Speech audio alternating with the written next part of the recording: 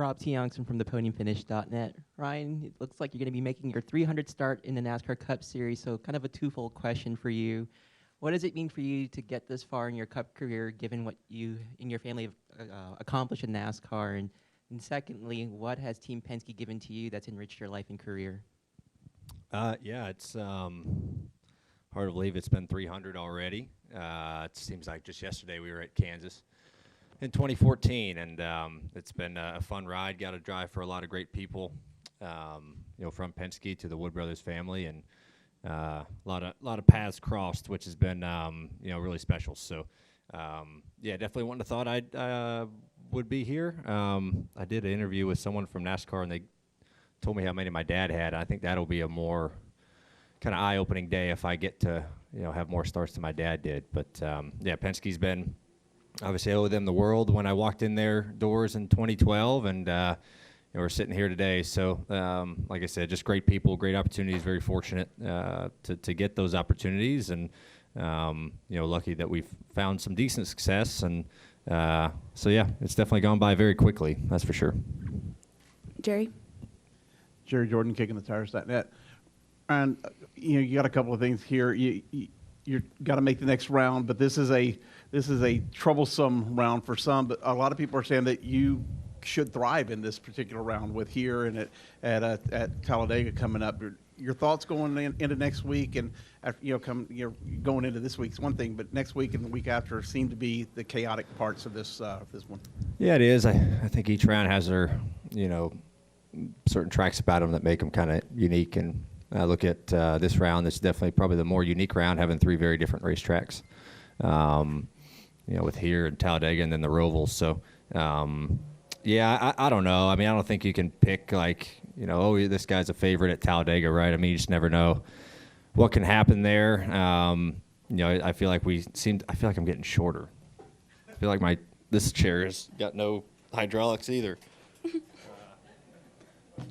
I'm going to start really high and I'm going to end up down low. But yeah, I mean, we've had good runs at Talladega, but you just never know what can happen. I think the best thing that we've talked about for that race is just go try to control it like we've been in the past. Try to get a few of our cars up there and kind of control the front of the pack, and hopefully you can maintain that. We kind of see it's difficult to go from the back to the front now at speedways. So you try not to bury yourself. So, but it starts off with a good run here, in a place, racetracks where we've lacked a little speed on the mile and a half recently.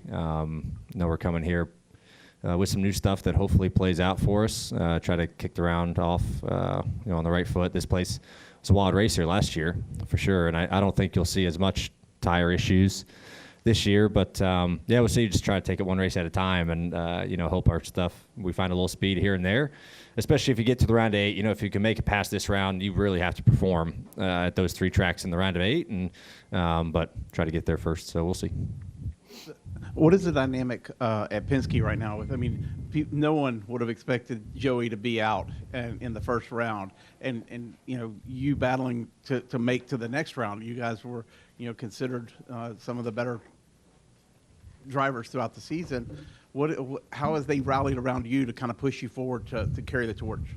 Yeah, it was a shame that the 22 group got knocked out last week. Those guys just had an unfortunate situation happen and just barely missed it. So yeah, I don't think anyone thought that group, defending champs, were going to get knocked out, early. But I think it's you try to make it as positive as you can in our group. All right, maybe that group can try some stuff for next year, try some stuff for these tracks in the round of 8 if we can get there. So I think we do a good job of teamwork at the Penske shop of crews working together, drivers working together, and always trying to look for the future. So we'll see. So you just try to make the best of situations, and hopefully we have a plan to do that. There's like bumps that it keeps going down, but Okay, I'll Bob. work my way back up if I have to. Bob Pockris, Fox Sports. Will you know if there's going to be tire issues after this short practice session? And last year it seemed it took a little bit longer than maybe what you would have to know. Yeah, I don't think you'll have like a good idea, like you said, after practice, because I feel like, last year in the race it was more laps on tires.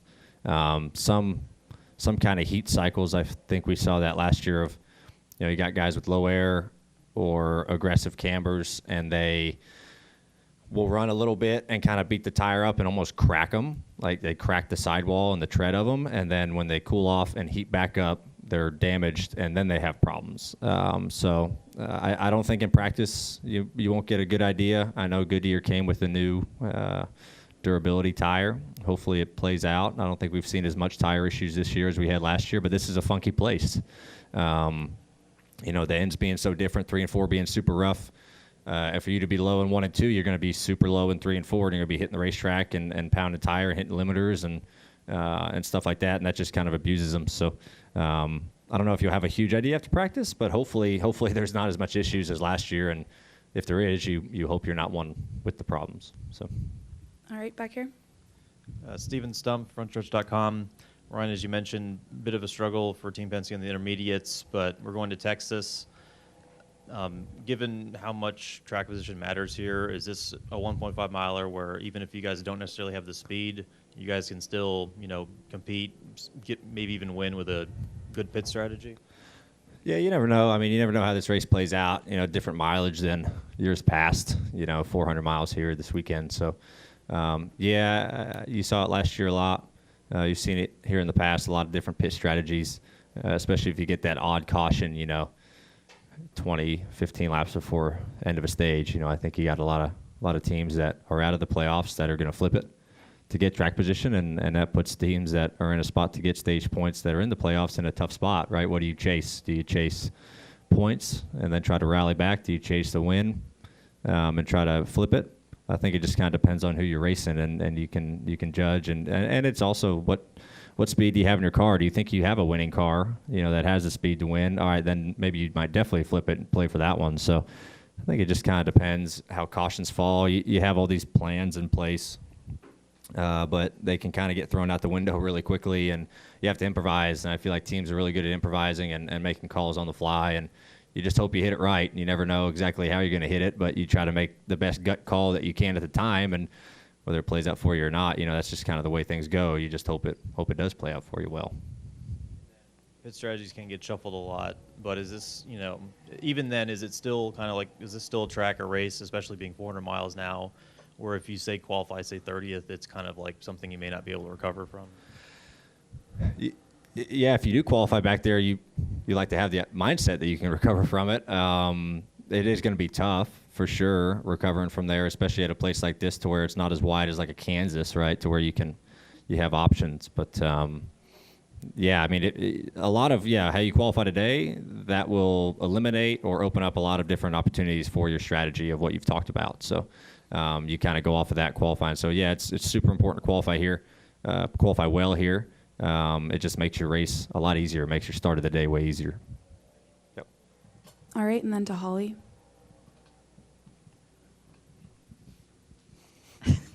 I'm sorry, that is pretty funny. Well, I'm 0 for 2 on chairs. I just swapped these. I might have to try that. But.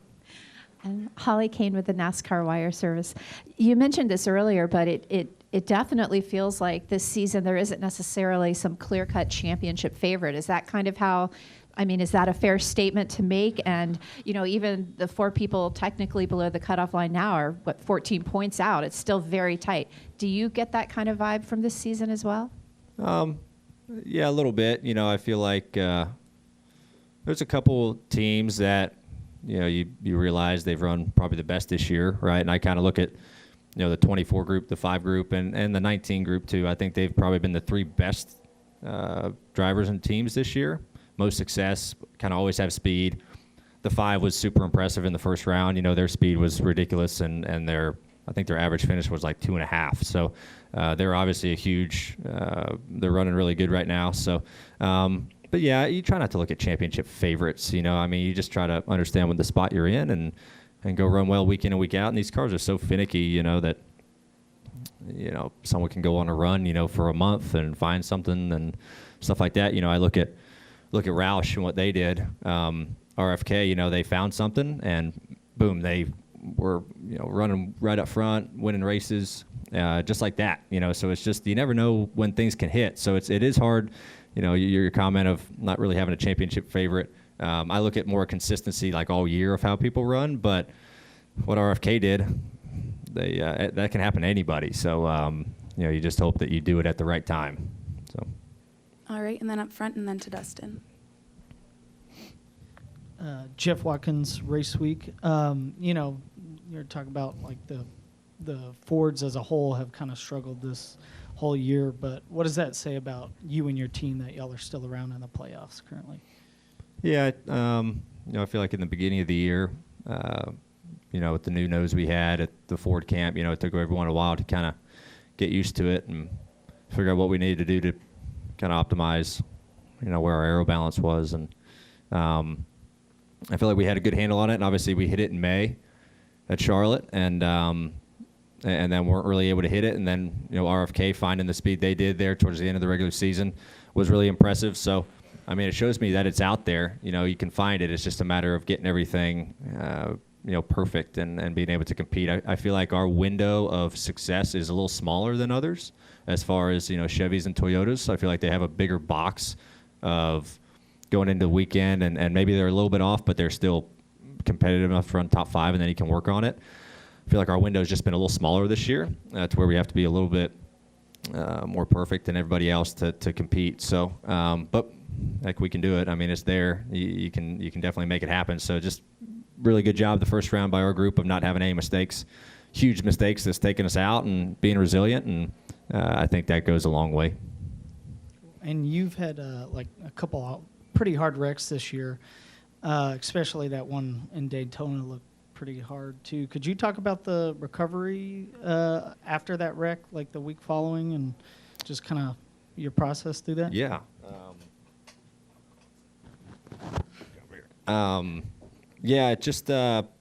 To Nashville and Daytona, definitely a couple of the hardest hits I've had in my career in anything. And I would say the Nashville wreck, the recovery from that one was definitely harder than Daytona because it was more kind of mental and kind of head stuff going on. So that was a tougher recovery period. Daytona, I was just sore.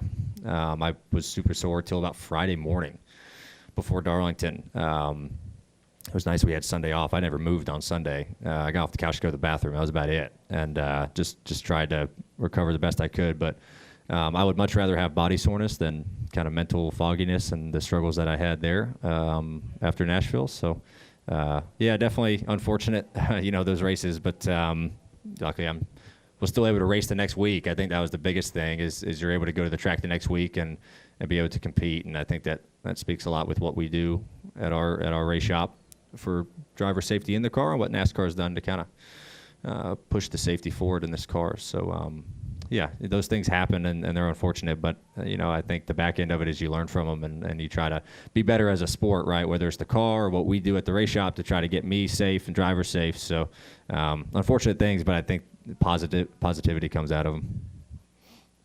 Dustin? Dustin Long, NBC Sports. Ryan, one forecast calls for the temperature to be about 100 degrees at race time tomorrow. Feel like 109 degrees.